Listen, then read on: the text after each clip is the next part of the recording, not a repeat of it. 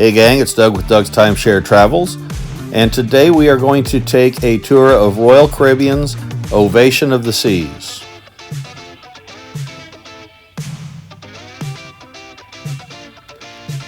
We'll start with kind of the center of activity here. This is the Royal Esplanade. This is where you're going to find several of the extra charge restaurants, a few of the bars, and most of their shops. Port Merchants is where you can get your duty-free liquor and buy sundries that you might have forgot to pack. Sundials is their logo wear shop. And then there are several shops that have jewelry, beauty supplies, pretty much anything that you might want to spend a little bit of money on.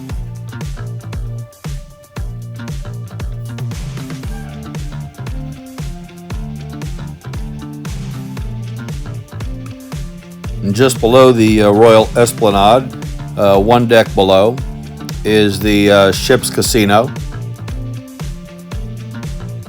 They have several table games, as well as slot machines. Most of these are kind of video slots, not your typical one-arm bandits. The wife and I are video poker players, and unfortunately they only had about 6 video poker machines, and all of those had exceptionally poor pay tables. So other than coming down here to do a little video, I never really spent much time at the casino.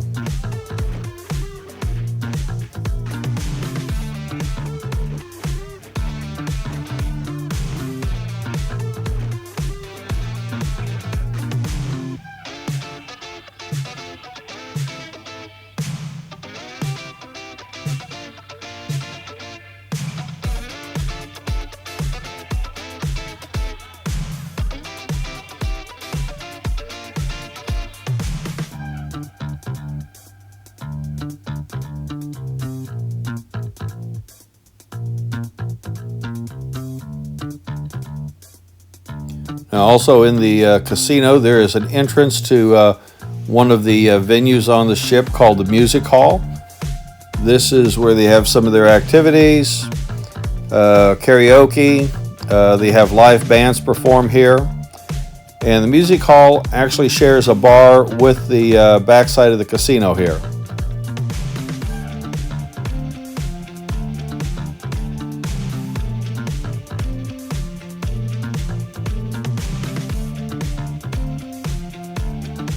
We'll go back up to the Royal Esplanade. Sorrento's is Royal Caribbean's pizza restaurant. This is included in your cruise fare. They were open for several hours of the day. As you can see, not a lot of toppings on the pizza, and honestly I felt it was about a step below Little Caesars. Also located in Sorrento's is a couple of the Coke machines. If you've bought one of the soft drink packages, this is where you can bring your glass down to get free refills. La Patisserie was the coffee shop on the promenade. This was the extra charge coffee shop. The Cafe Promenade is across the hallway, and they are the free coffee shop on the ship. La Patisserie serves the Starbucks style coffee drinks. They also have some much nicer pastries than what you're going to find over in Cafe Promenade, although they do cost a couple of dollars extra. In the afternoon, they serve some desserts. That was the Oreo cheesecake, and my wife got the fruit tart one afternoon. Cafe Promenade is the coffee shop that is included in your cruise fare. Early in the morning, it's not so busy, but if you get up around 8 or 9 o'clock, you can see the line gets pretty long here. Amber and Oak is one of the many places where you can get a drink on the ship. This is kind of a sports bar. It has several televisions. In the evening, they have live entertainment.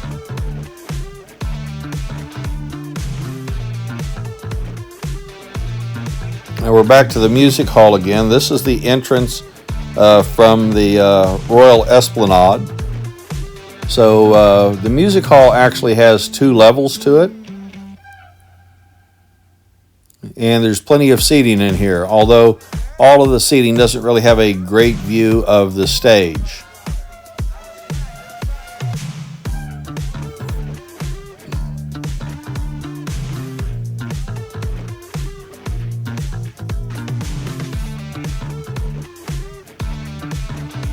Music hall is also where you're going to find the self-leveling pool tables in case you want to shoot a game of pool. Schooners is their Royal Caribbean signature bar. You'll find it on all of their ships, and I found this a good place to have a drink in the evening. They have the gimmicky bionic bar on this ship. It's kind of interesting to watch, but I never really felt the urge to get a drink here. It's really more fun to come up, watch somebody else to pay to have one of their drinks made by the robot.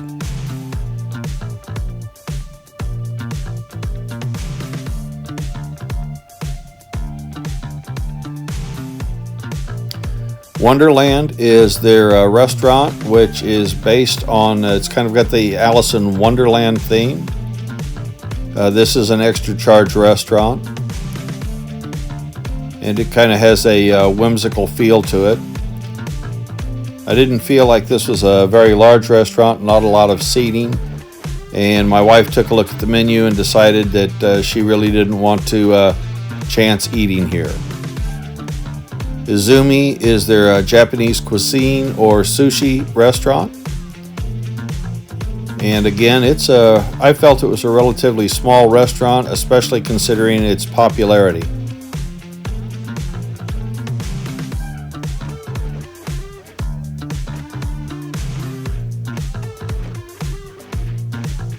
Chops Grill is Royal Caribbean's steakhouse. It is a fairly popular restaurant, and it is probably one of their larger restaurants. I felt like this one had more seating than any of the other extra charge restaurants.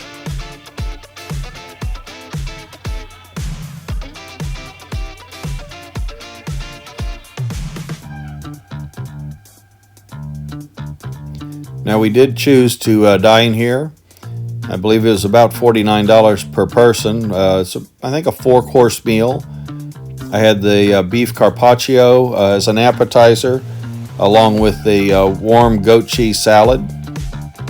And of course, it's a steakhouse, and when I'm in a steakhouse, I generally order the steak. The sides, they said they were shareable. I really didn't feel like the portions were that shareable. And of course, they had a nice selection of desserts.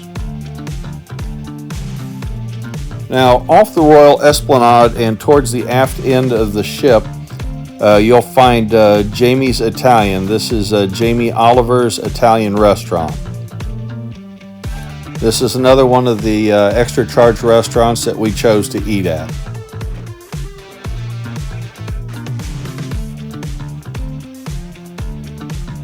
Now, overall, the service was really good here. However, I grew up around a lot of Italians, and I realized that this is an Englishman's take on Italian, but I really didn't feel that the food was all that great nor worth the extra charge.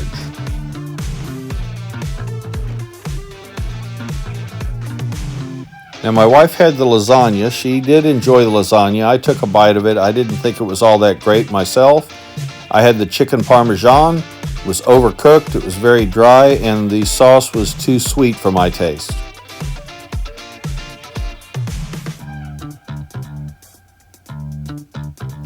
One of the bars back by Jamie's Italian is Vintages. Again, this is on the same level as the Royal Esplanade, but this is towards the aft end of the ship. Vintages is a wine bar. It's a nice place if you want to have a drink and relax a little bit in a more quiet atmosphere.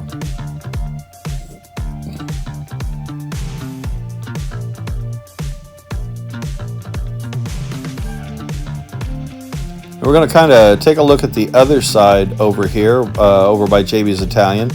They have a previously owned Rolex watch store, as well as another upscale store. I think it was Levain or Levain, something like that. And as you walk back here, this is where the art gallery is. At the time that I walked through here, they had everything closed up. And just a little further on down, if you're in the mood to book your next cruise while you're on your existing cruise, would be where you can do that at Next Cruise. The only advantage I really see of booking here is that you can get a little bit of onboard credit on your next cruise.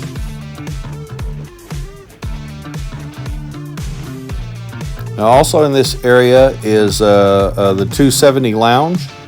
And I thought I had video of this. Unfortunately, I either lost it, deleted it, or didn't have what I thought. This is really, this is where Spectra's Cabaret show was held. They have a lot of activities back here. It's a nice place to sit and relax. On this ship, they have 4 main dining rooms for dinner. These are included in your cruise fare. I really prefer the traditional setup of one large main dining room that's open and airy. These felt, well, they have lower ceilings. They really didn't have large windows to view out at the ocean. Maybe they might feel more intimate to some, but I really preferred the traditional dining rooms. Now, each one of these restaurants has a little bit different decor, but they all serve the same menu. And you have 2 on the 3rd floor and 2 on the 4th floor. On the 4th floor is where you're going to have the My Time dining restaurants. And on the 3rd floor is where you're going to have your seated or your fixed time restaurants.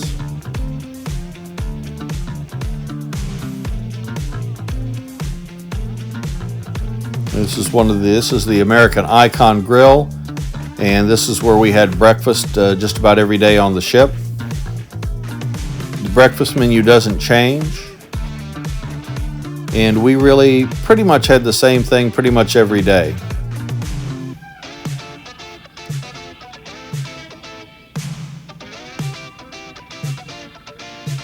And I think I mentioned I really didn't appreciate the windows on this ship. We're in Alaska. These were fairly small windows and didn't offer great views. So breakfast one day I tried kind of their breakfast bowl. Most of the time my wife had the basic breakfast, and I would go with the Eggs Benedict. Occasionally I would have the cheese grits along with it. On the last day of the cruise we had the Key, and they offered a breakfast. That was the crab cake Eggs Benedict, and my wife had the pancakes that morning. We only ate lunch in the main dining room one time and had the salmon and the caprese salad. And we only ended up eating in the main dining room, I think, either 3 or 4 times. Honestly, the food was very mediocre. It was presented fairly well, but again, just didn't have a great deal of flavor to it, in my opinion. And the service was exceptionally poor. This was very disappointing to me as a Diamond member with Royal Caribbean. We almost never could get our sodas refilled. By the end of the meal, I was chewing on ice. And to me, that is just unacceptable at any restaurant, whether it's on Royal Caribbean or Denny's. The Windjammer is the Royal Caribbean's buffet restaurant. If you don't feel like spending about an hour and a half to 2 hours in the main dining room for dinner, you can come up to the Windjammer. They're typically open for breakfast, lunch, and dinner. In the Windjammer, they also have another coffee bar where you can get your Starbucks-style coffees.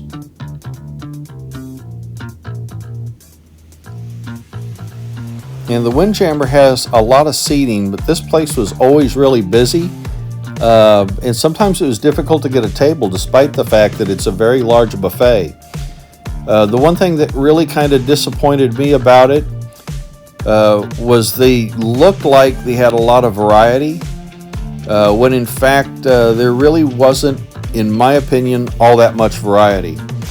This particular cruise seemed to have a lot of curry dishes for dinner, and neither of us really care for curry. One morning for breakfast, my wife wanted a slice of ham, and the ham, I kid you not, was white. It had no color to it whatsoever. We ate here for breakfast once. We tried it for lunch once, and we found the quality of the food was just not very good, so we never really returned.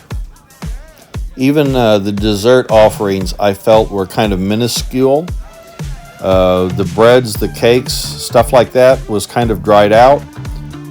And just, like I said, we're Diamond members with Royal Caribbean, and I have to say that I was extremely disappointed with the service and the food quality on this cruise.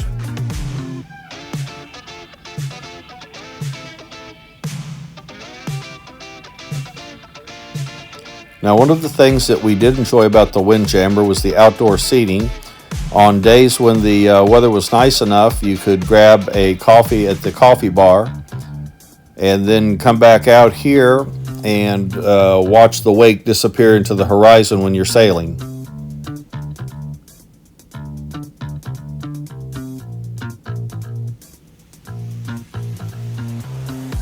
Coastal Kitchen is an option for suite guests. They serve breakfast, lunch, and dinner. In our case, we were in a junior suite on this cruise, so we were able to use them to have dinner. As you can see, floor-to-ceiling windows, much nicer views than in the main dining room. Food quality here was a little bit better. Service was a little better. I still had trouble getting refills on my soda, but at least I could get refills. Presentation in Coastal Cafe also is a little nicer than what you're going to find in the main dining room.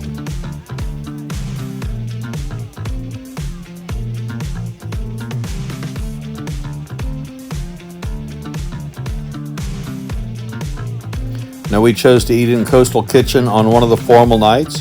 I had the rack of lamb, and that was a very nice rack of lamb.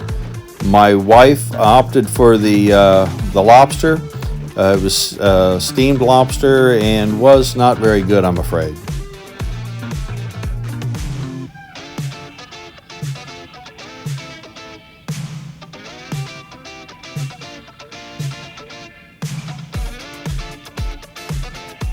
And the baked Alaska in Coastal Kitchen was presented very well and was very good. One of the other options for eating, if you don't want to go to the Windjammer, is the Solarium Bistro. This is a smaller buffet, and as you'll see, there was quite a bit.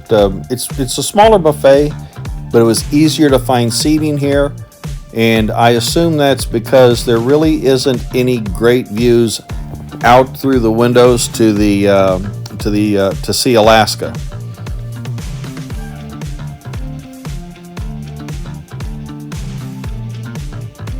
They only had 2 or 3 stations here. I walked up here during breakfast time.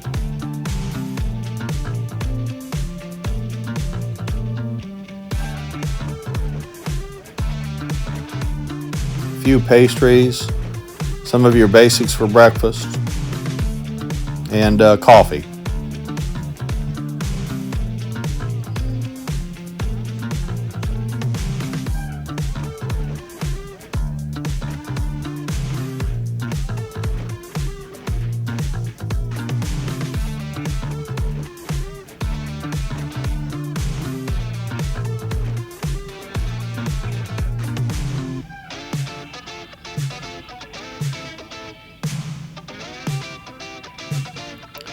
One of the other dining options is Cafe 270. They have another little coffee bar, and this is where you can get sandwiches made. This is back by the coffee bar and some of the pastries that they offer. And they have a little bit of a variety here. This is where you can get their famous roast beef sandwich, which is really good. Mostly sandwiches, wraps, paninis.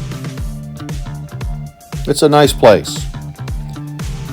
I was very excited to see the fish and chips on this sailing, and I was excited to try it.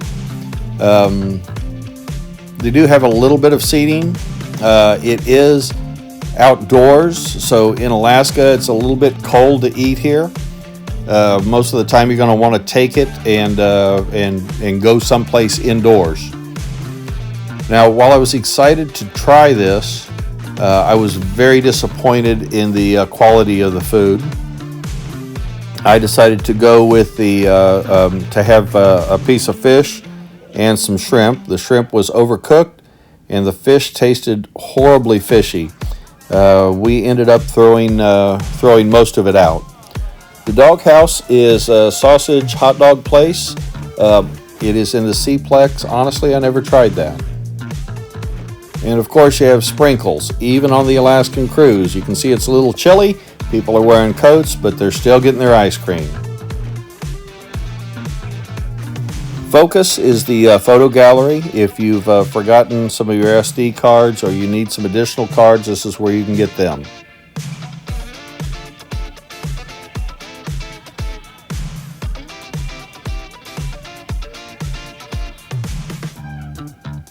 The living room is where the teenage is kind of the teenage hangout.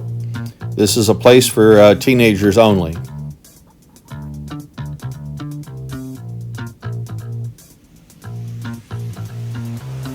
And of course, you have the Vitality Fitness Center. And they do have a pretty nice gym here. Several aerobics machines, some free weights, some weight machines, and they do offer classes up here.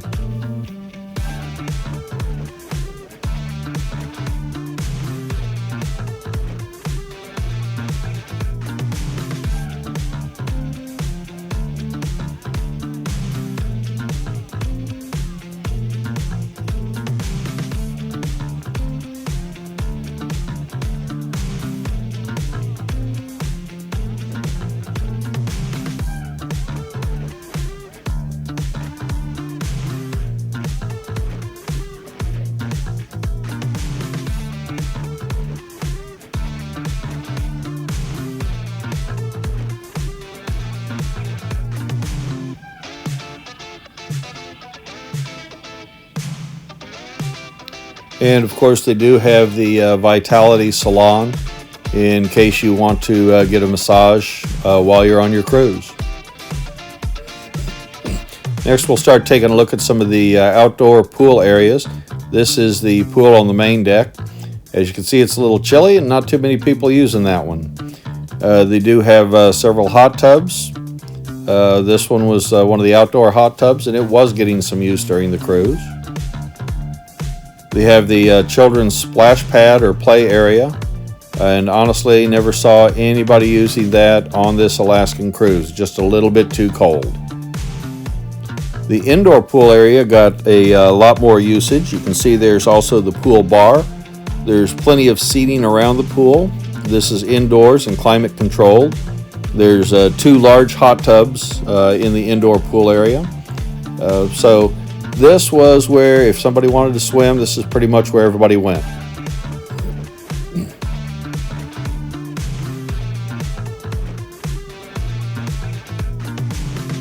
Next, we'll take a look at the Solarium. The Solarium is an outstanding place to go and sit and just enjoy the views.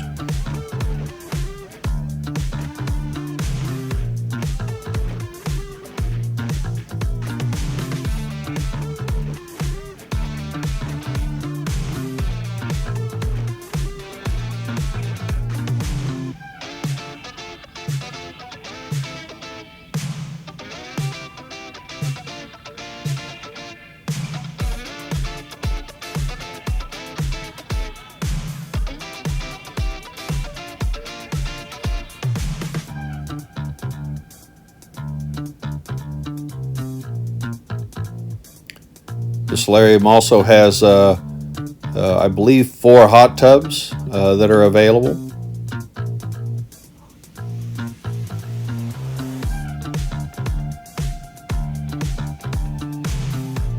And the big drawback here is the glass would get somewhat steamed over, so if you're up by the hot tubs, not necessarily the best viewing out. They do have the sunshine bar there in the solarium, so if you want to stop in and have a drink and just relax. And they do have some shallow pools here.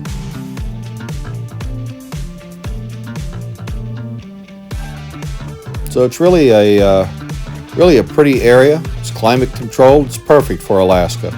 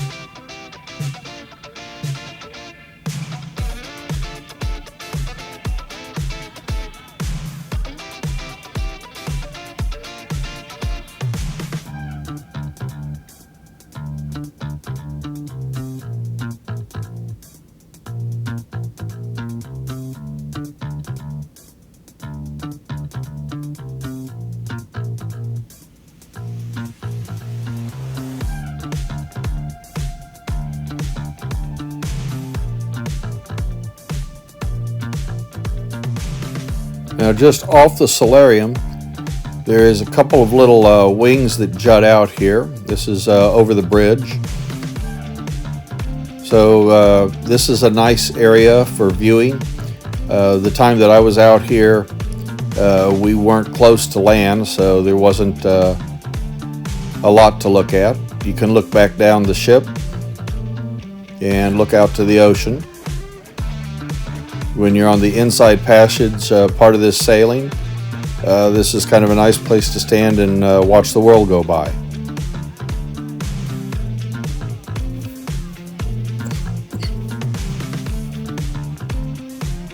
The Seaplex is this ship's version of the sports court, and they have several activities. They have some games for kids to play, some air hockey up here. They have some foosball tables, great windows for looking out, and they have some ping pong tables as well as some video type games that can be played.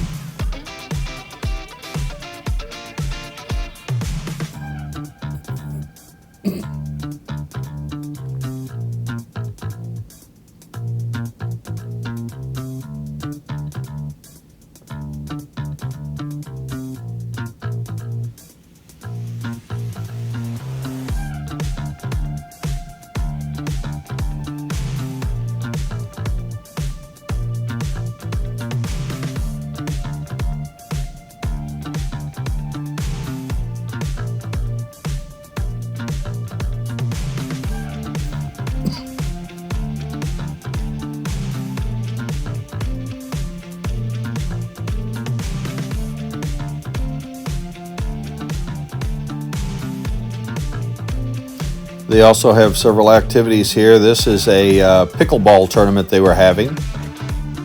And it's also where you'll ride the bumper cars on this sailing.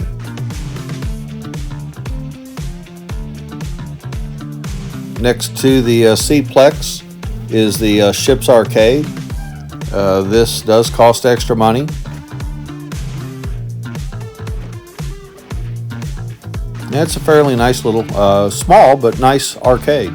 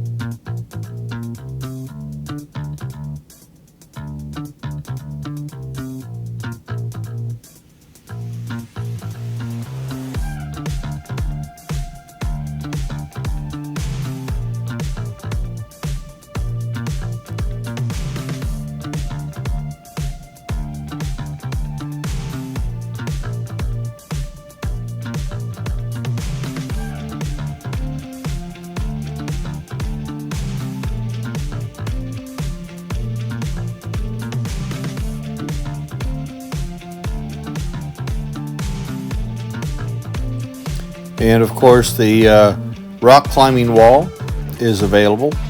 This is also backed by the C-Plex on the aft end of the ship.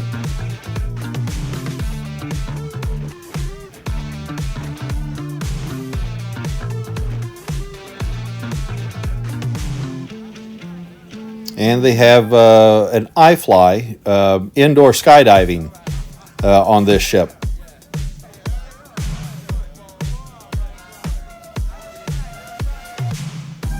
And of course, what Royal Caribbean ship wouldn't be a Royal Caribbean ship without a flow rider?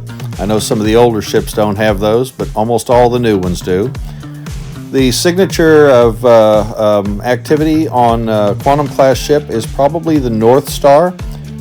They have a little bar up by the North Star, which is really kind of nice. In decent weather, this is a good place to have a drink. The North Star is a little observation pod on an arm.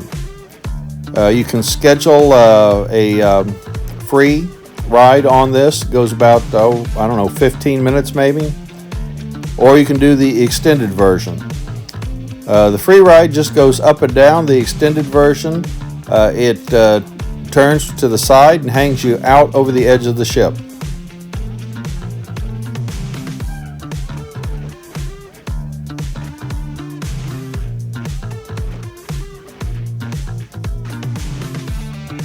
Now we did not opt for the extended version. The extended ride was like $99 and I really didn't feel like it was worth all that much.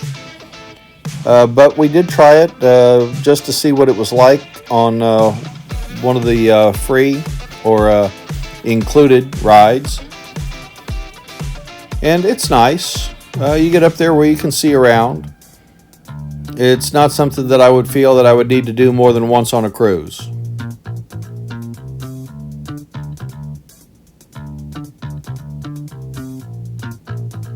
And of course they had some spontaneous entertainment in the elevators. Occasionally you would find this guy playing piano.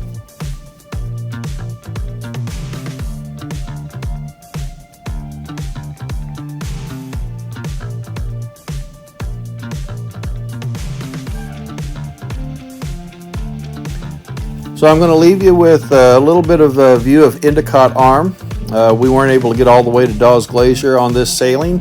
If you sail early in the season, you should know that there's often a lot of ice choking the arm up to the glacier. Beautiful green water.